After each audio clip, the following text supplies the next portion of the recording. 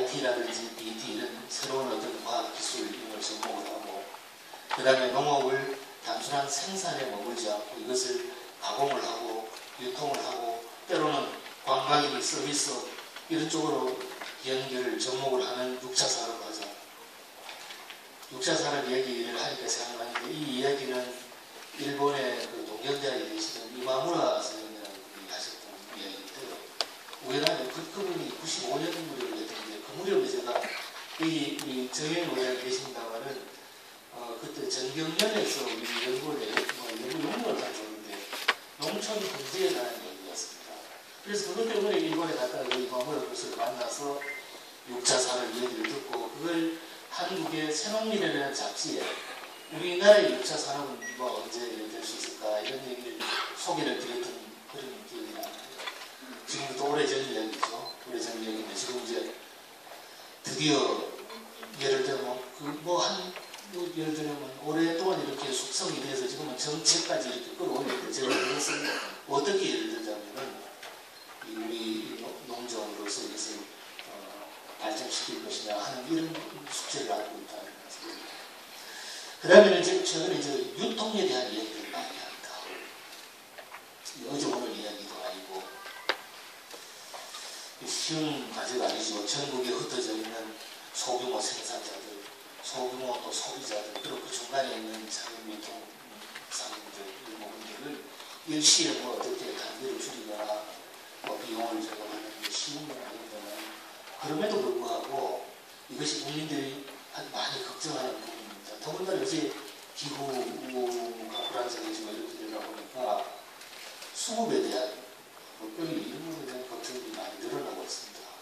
그러다 보니 특히 지난 정부에서는 물가, 품목별 물가를 관리하는 그런 데다가 상당히 중점을 뒀기 때문에 가격이 오를 때 그때에 정부가 이렇게 수시로 개입을 해가지고 경우에 따라서는 이 무관세, TRP 이런 것을 가지고 물가를 잡고 이렇게 하는 과정에서 이 농업계의 농업인들의 말하자면 실망을 하고 어렵게 이렇게 한 그런 분들이 없지 않아 있었습니다. 이 부분을 어떻게 해야 될 것이냐 하는 것이 우선 저는 맞거든요. 제가 먼저 이렇게 풀어야 될 숙제 중에 하나이고요. 세 번째는 농가 소득입니다. 이게 그러니까 세 번째는 할 수가 없습니다. 이 순서는 저는 여러분들하고 상의해서 바꿀 거예요. 농가 소득입니다. 농가 소득이 되려면 소득을 예를 들면 우선은 소득원을 확보를 해야 되고 소득을 안정시켜야 되고 여러 가지 있겠죠. 소득원을 확보하기 위해서 많이 있을 겁니다만 일반적으로 그것을 좀 더 조직화하고 규모화하고 그래서 비용을 절감하고 이런 그것만 가지고 되게 어려운 이런 부분에 대해서는 직불제 같은 것들을 좀 더 우리가 적극적으로 도입을 할 필요가 있다.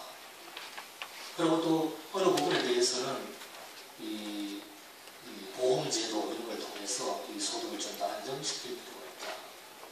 근데 저는 이런 것 이전에 이게 기본적인 틀로서 이 농가를 아까 유형별로 이렇게 육성을 이런 얘기 말씀을 드렸습니다만은 경영체로 좀 등록을 해서 좀 그러니까 영세 고령농들에 대한 65세 이상 정말 영세 고령 농업인들이 100만 명 정도 넘을 겁니다.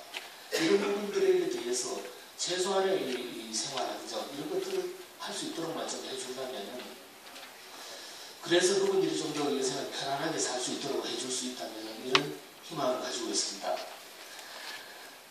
그래서 그게 이제 농촌 주민들의 복지하고 관련되는 건데요. 생활 여건을 개선하고 그리고 맞춤형 사회 안전망을 하고 이런 이야기들이고 이것이 그동안의 어떤 이런 부분이 중앙정부가 그냥 돈만 이렇게 나눠주는 이런 형식이었다면 저는 그런 부분에 대해서 어쩌면 좀 더 지역 주민들과 같이 이렇게 좀 주도적으로 이렇게 하는 그런 그러니까 스스로 이 문제를 풀어갈 수 있도록 그런 여건을 만들어주는 데 좀 더 초점을 맞춰야 된다 이런 생각을 가지고 있고요.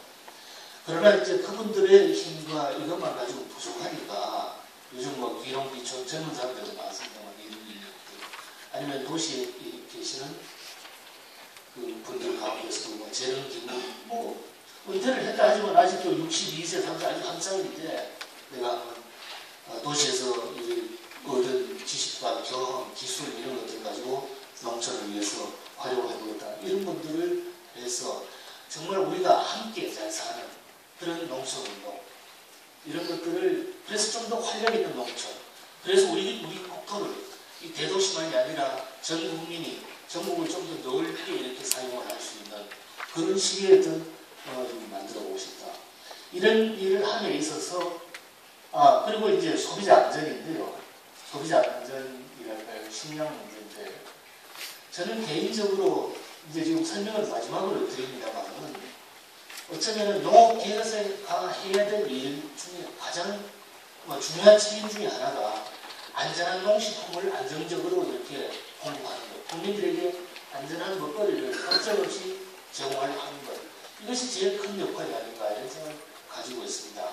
이것이 말이 아니라 식량 자금률 이것이 어떤 단순한 지표가 아니라 정말 우리뿐만 아니라 후손들이 이 땅에서 난 농산물을 가지고 정말 이렇게 살아갈 수 있도록 이렇게 하려면 어떻게 해야 될 건가?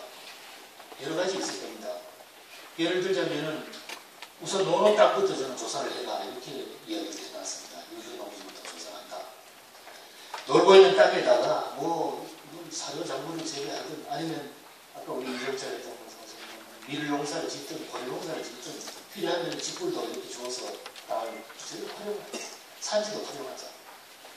경우에 따라서는 논밭 이게 전환이 가능하도록 경지정비도 하자. 근데 돈이라는 게 한정이 있잖아.